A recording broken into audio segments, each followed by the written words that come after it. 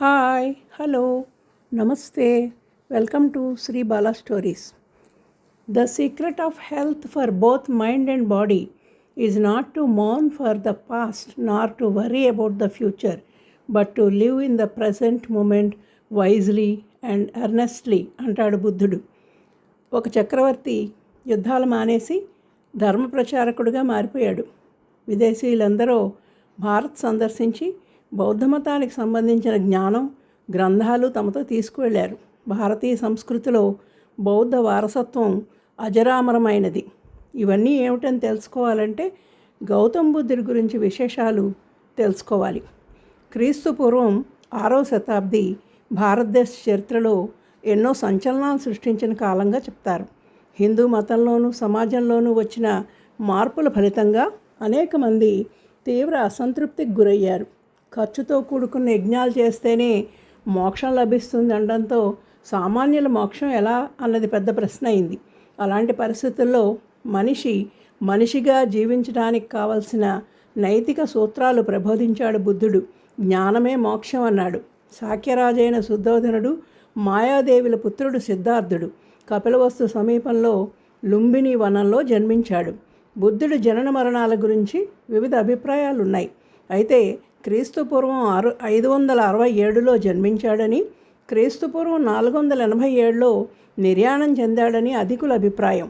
సిద్ధార్థుడు జన్మించిన కొద్ది రోజులకే మాయాదేవి మరణించడంతో మహాప్రజాపతి గౌతమి పెంచింది. అందువల్లే గౌతమ్ బుద్ధుడని పిలువబడ్డాడు. సిద్ధార్థుడి జాతకం చూసిన జ్యోతిష్కులు అయితే మహాచక్రవర్తి అవుతాడు, లేదంటే మహాయోగి అవుతాడని చెప్పడంతో శుద్ధోధనుడు తన కుమారుడు యోగి కాకూడదని అంతఃపురంలో సకల రాజభోగాల్లో పెంచి యశోధరనే రాజకన్యనిచ్చి వివాహం చేశాడు. వీరికి రాహులుడు అనే కుమారుడు కలిగాడు. సిద్ధార్థుడు బుద్ధుడుగా మారడం వెనక ఆసక్తికర సంఘటనలు జరిగాయి. ఒకసారి సిద్ధార్థుడు నగరం సందర్శించినప్పుడు తొలిసారిగా వృద్ధుడు, వ్యాధిగ్రస్తుడు శవాన్ని చూశాడు. అలాగే నవ్వుతూ వెడుతున్న సన్యాసిని చూశాడు. ఈ దృశ్యాలు సిద్ధార్థుడిని ఆలోచించేలా చేశాయి. మానవుడి జీవితంలో వివిధ దశలు, కష్టాలు, బాధలు, రోగాలు, మృత్యువు చూసి వాటి నుంచి బయటపడే మార్గం అన్వేషించడానికి ఒక అర్ధరాత్రి వేళ అందమైన భార్యని పిల్లవాడిని వదిలేసి దేశాటనకు బయలుదేరాడు. దీన్నే మహాభినిష్క్రమణం అంటారు.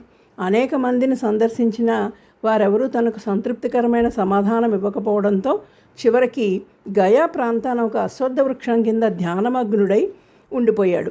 40 రోజుల తర్వాత జ్ఞానోదయం అయ్యి సిద్ధార్థుడు బుద్ధుడయ్యాడు. దాన్నే బుద్ధగయ అన్నారు. దీన్ని సంబోధి అంటారు. తను పొందిన జ్ఞానాన్ని లోకానికి తెలియచెప్పాలని ముందుగా సారనాథ్ దగ్గర జింకల వనంలో 5 శిష్యులకు ఉపదేశం చేశాడు. దీన్ని ధర్మచక్ర ప్రవర్తనం అని అంటారు.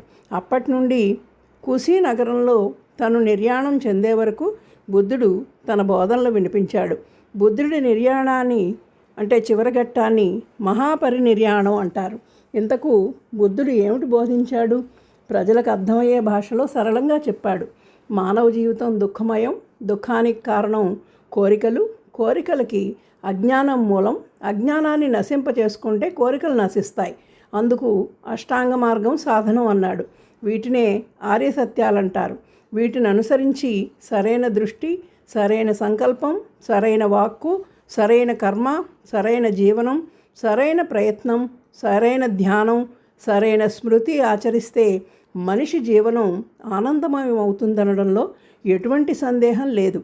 బౌద్ధానికి త్రిరత్నాలు అని చెప్పబడే బుద్ధం శరణం గచ్ఛామి, ధర్మం శరణం గచ్ఛామి, సంఘం శరణం గచ్ఛామి ప్రతి ఒక్కరూ అనుసరించాలని చెప్పాడు.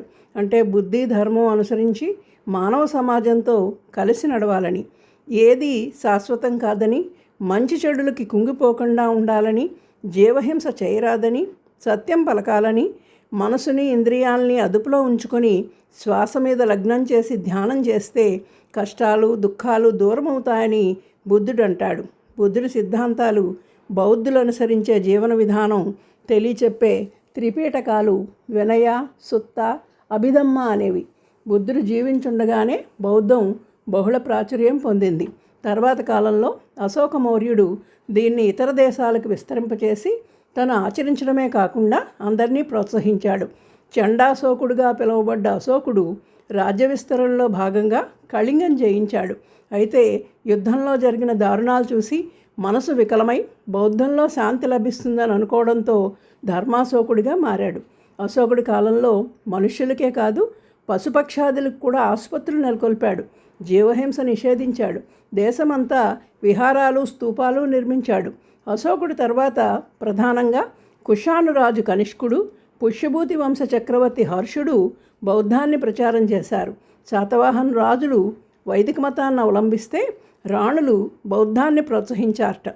చైనా యాత్రికుడు ఫాహియాన్, యువాన్చాంగ్ ఇత్సింగ్లు భారతదేశం సందర్శించి బౌద్ధం అధ్యయనం చేయడమే కాదు తమతో పాటు గ్రంథాలను పట్టుకెళ్లారు.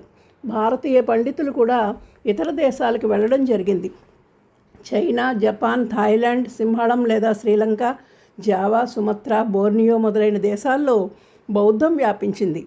భారతీయ సంస్కృతిలో ఇప్పటికీ మనం చూస్తున్న అంశాలు నైతిక విలువలు, ధర్మజీవనం, అలాగే కట్టడాలు, స్తూపాలు, విహారాలు, చైత్యాలు, శిల్పాలు, అపూర్వ సాహిత్యం, కుడ్య చిత్రాలు మొదలైనవి ఎన్నో సంవత్సరాల నుండి జనాల్ని ప్రభావితం చేస్తున్నాయి.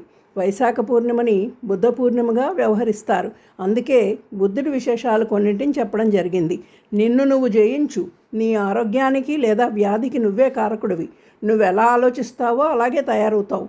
ఇతరులకు మంచి చేస్తే అనుకోని మార్గాల్లో తిరిగి అది నిన్ను చేరుతుంది అంటూ మానవుడు సుఖ సంతోషాలకు బుద్ధుడు చెప్పిన అంశాలు ప్రస్తుత కాలంలో ఆచరించడం ఎంతైనా అవసరం కదా.